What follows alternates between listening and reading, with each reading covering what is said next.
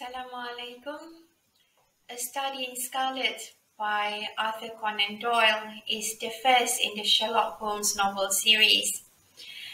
It starts with the background of Dr. John Watson. Upon returning to London from war, he was finding it difficult to cope with his living expenses and had to consider moving out of London or finding a flatmate. A friend introduced him to Sherlock Holmes, who was also looking for someone to share his boarding expenses. Sherlock brought him to the flat he intended to rent at 221B Baker Street. Finding it satisfactory, he agreed to share it. As Sherlock started to demonstrate his power of observation and deduction, Watson, who was initially skeptical, later on became awed.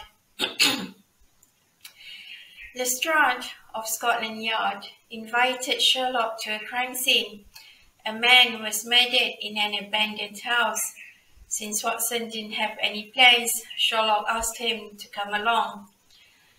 Upon arrival at the crime scene, Sherlock made several observations about the surrounding.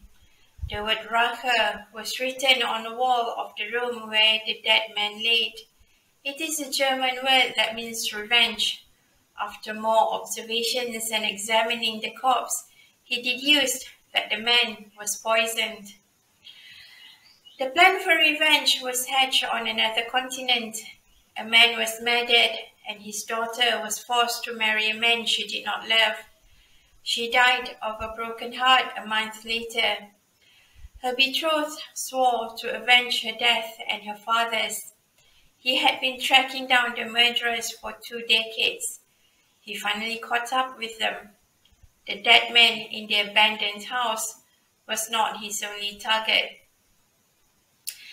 I enjoyed reading this novel. I was kind of surprised that it has a leisurely pace.